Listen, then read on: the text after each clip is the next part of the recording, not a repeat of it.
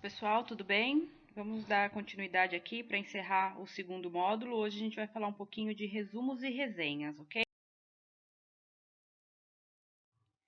Então a gente já viu, já refletimos bastante nas aulas anteriores da importância da ciência, das fontes, da contribuição, da criação do conhecimento, também do quanto é importante a gente checar diferentes fontes para a gente conseguir ampliar o nosso entendimento, que quando a gente quiser fazer um trabalho sobre um assunto é preciso ler a fundo sobre esse assunto e que a gente, quando quiser aprimorar um pouco mais o nosso conhecimento sobre o assunto, é muito bom que a gente pratique a leitura e a criação do conhecimento, que a gente pratique a escrita. Então, o que a gente sempre fala é que para a gente escrever bem, é preciso ler bem. Então, quanto mais a gente se envolver na leitura, maior é a nossa capacidade de raciocínio, a ampliação do vocabulário, e isso tudo reflete na nossa escrita, ok?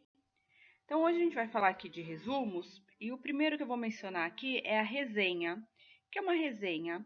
É um texto em que você vai apresentar uma crítica, a sua visão sobre uma determinada obra.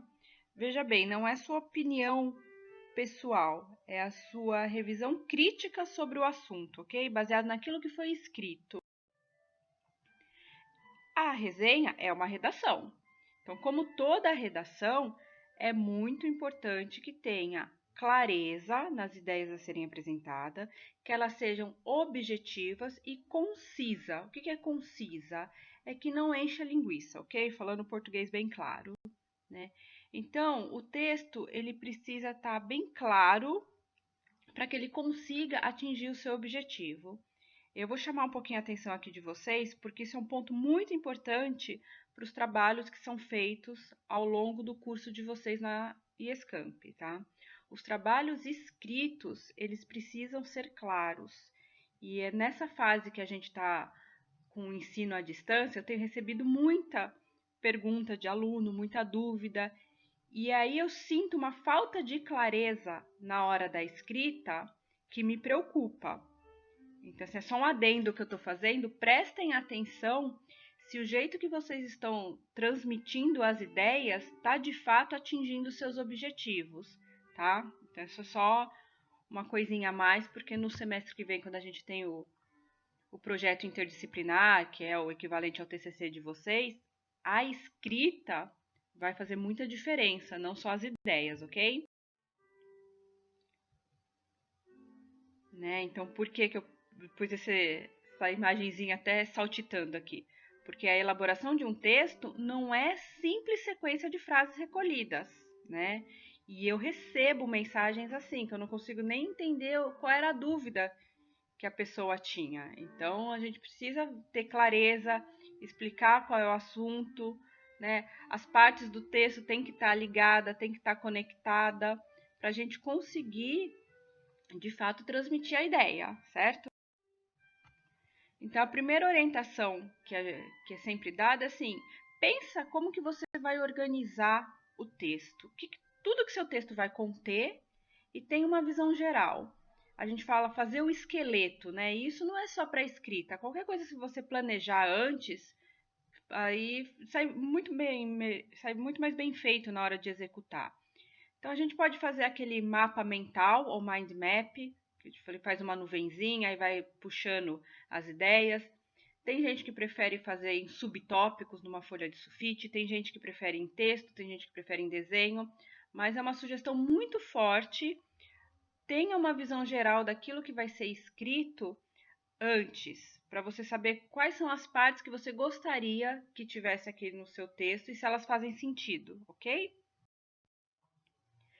Muito importante, uma escrita, né, no meio acadêmico, ela tem que ter a norma culta da língua portuguesa, né, isso é muito importante. Então, a gente não vai ver aqui na aula revisão de português, mas erros de português anulam o seu trabalho. Então, a gente falando aqui de produção acadêmica, produções acadêmicas, seja TCC, seja artigo, seja coisa para revista, com erro de português, corre o risco de não ser nem aceito. Então, cuidado. Outra coisa muito importante é que o texto tem que ser impessoal.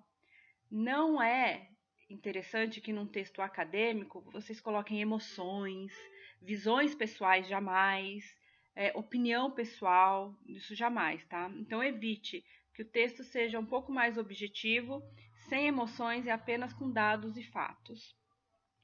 Mas o que não quer dizer é que não pode ter uma criatividade no estilo. O estilo de cada um escrever, né? Tem pessoas que usam o vocabulário de um jeito, outros de outro, uma estrutura. A gente vê isso até na literatura. Não tem problema se o seu estilo é desse jeito, mas tem que atender os requisitos da escrita científica. A gente falando de trabalho acadêmico, além da norma culta do português, a gente tem que atender os critérios que cada produção científica pede. Se for um TCC, as normas de TCC, se for um resumo, as normas do resumo. Então, desde que atenda tudo isso, é aonde você consegue colocar um pouquinho do seu estilo, mas tem que atender às normas, ok? Então, a gente fala, né? Desenvolver um estilo, ele é uma coisa contínua. O jeito que você pensa hoje reflete no jeito que você escreve. E provavelmente daqui a um ano você vai pensar diferente e a sua escrita vai ser influenciada. Eu costumo muito dizer, né? Na sala a gente tem muita gente jovem e tem sempre um pouco de gente um pouco mais velha. Se a gente comparar a idade quando a gente tinha uns 20 anos assim, o jeito que a gente impunha algumas coisas que a gente acreditava, com o nariz um pouco mais em pé, um pouco mais dono da verdade, e ao longo do tempo a gente vai aprendendo que para conseguir ser ouvido, a gente precisava mudar o estilo da nossa fala. Isso é uma coisa que vem com o tempo. Eu hoje com os 40 consigo ver, talvez alguns aí da sala também já consigam. Então, o seu estilo na escrita, ele é igual ao seu estilo na vida. Quanto mais a gente vai refinando, se aprofundando no assunto, o seu estilo vai evoluindo e a sua escrita também. É muito importante que uma escrita seja objetiva no sentido de ser simples, o que não quer dizer ser simplista, tá? Não quer dizer que tenha que ter poucos dados ou poucas avaliações ou qualquer trabalho superficial. Ela tem que ser simples no sentido de ser fácil de ser entendida, para facilitar a exposição das ideias, né? E aí é inevitável que vocês procurem dicionários, gramática. Uma coisa muito importante que eu vejo nos meus alunos quando escreve é usar a palavra onde, né? Frases muito longas e que aí se confunde na hora de usar o pronome relativo. Então, já pensem nisso, se alguém tem alguma dificuldade, já corre atrás disso para poder fazer a redação do projeto interdisciplinar no fim do curso. Outra coisa importante, cópia de texto sem citação é plágio, e plágio anula qualquer trabalho, tá? Se você for submeter um trabalho para uma revista, é anulado. Se você for submeter para um congresso, é anulado. No caso de TCC, o trabalho de fim de curso, o trabalho anulado acarreta na reprovação. Então, cuidado. Então, se vai citar o texto de alguém, coloca a citação, tá? E tem certinho as normas técnicas para fazer citação de documento. Aqui tem até o número da NBR. Na hora que vocês forem escrever, ninguém precisa decorar a norma, consulta a norma e aprende a usar direitinho, tá? Então, tem também uma norma para resumo. Gente, quando eu falo de norma, algumas a gente vai acabar sabendo de cor de tanto usar e outras não. Eu não espero que ninguém daqui decore norma de cabeça, ok? Gaste seu tempo com gerar conhecimento, não em memorizar a norma. A norma, quando a gente precisar, na hora que vai escrever, vai lá e consulta. Tá? Falando de resumo, né? Aqui tem os 3 tipos de resumo que a gente vai tratar. O crítico, que você vai analisar algo feito por um especialista, um indicativo, que é para dizer os pontos principais do documento, e um informativo, que mostra as finalidades daquele trabalho, metodologia, resultado e tudo mais, ok? Então, a gente tem aqui novamente algumas normas. Quando vocês forem redigir, vocês consultem a norma, ok? Tem uma definição aqui do autor Medeiros que explica o que é um resumo, né? Então, o resumo ele é uma síntese das ideias. O que é importante? Quem for fazer o resumo não pode interferir nas ideias do autor do texto inicial, do texto fonte, ok? Ele vai resumir, não modificar. E aí, cuidado que, de acordo com as palavras usadas, mesmo que a ideia na sua cabeça não seja de modificar, o vocabulário tem que permitir que as ideias do texto original sejam mantidas, tá? Então, algumas coisas que é interessante a gente perceber na hora de fazer o resumo: quem é o autor, o que é que ele está defendendo no texto, pegar cada parte do texto e ver o que cada uma dessas trata, como que é a visão ou a opinião do autor do texto, tá? Particularmente, eu acho realmente interessante fazer uma síntese de cada parágrafo, ou pelo menos cada parágrafo você conseguir tirar as ideias principais e depois, na hora de elaborar o resumo, você conseguir ir mais a fundo.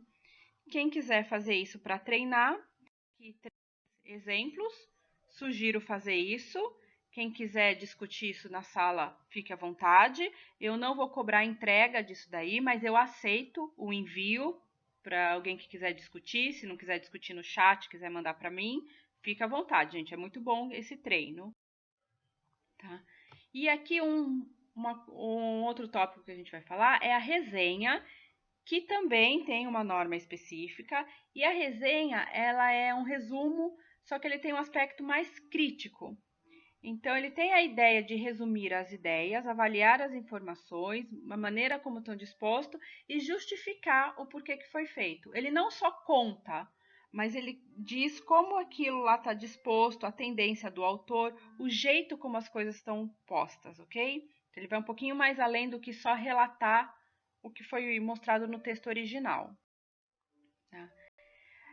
Aqui tem uma sugestão de tudo que deve ter sido incluído numa resenha. Então, no dia que vocês forem precisar, é legal, né, seguir essa ordem aqui. E tem um exemplo de uma resenha crítica para vocês entenderem um pouquinho, tá? Eu não vou ler para vocês, eu vou deixar vocês lerem isso daí com calma. Tudo que gerar dúvida e que vocês não tiverem possibilidade de trabalhar na hora do chat, que a gente bate papo, ou se vocês quiserem fazer um trabalho um pouco mais elaborado, quiser mandar para mim por escrito, gente, fica aberto, né? É que normalmente na aula a gente tem aquele intervalinho, que é a hora que todo mundo me procura e traz alguma coisa a mais e tal. A gente não tá tendo esse intervalinho, que tá todo mundo virtual, mas vocês podem me mandar o que vocês quiserem a mais, uma dúvida ou coisa assim, para quem não conseguir fazer esse bate-papo na hora do chat, tá? Então, eu deixei aqui alguns exemplos para vocês. Aqui também tem uma sugestão de atividade, né? Escolher um artigo da sua área. No caso, a gente já fez isso, que foi a atividade 1. E quem quiser elaborar um resumo, de acordo com o que aprendeu na aula de hoje, é uma coisa excelente, tá? Vai treinar muito. Eu faria isso com uma discussão de sala de aula, mas a gente não vai conseguir. Então, quem quiser pegar aquele texto que eu corrigi na atividade 1 e fazer um resumo, fica à vontade. Mas eu vou colocar um texto extra para vocês hoje. Eu vou colocar o link. E aí, desse texto, sim, eu vou fazer algumas perguntas provocativas e vou deixar o texto durante a semana para vocês também, se quiserem acrescentar alguma pergunta assim. E na aula que vem, a gente vai tentar tirar as ideias principais desse texto que eu vou deixar aí para vocês. É um texto de um pesquisador da Unicamp, que foi publicado nesses dias, falando justamente do que é ciência e do que é opinião. E aí casou muito bem com o que a gente está vendo, que a gente viu, principalmente no módulo 1 e 2, mas que a gente vai ver também. E eu vou deixar para vocês, tá? Se cuidem!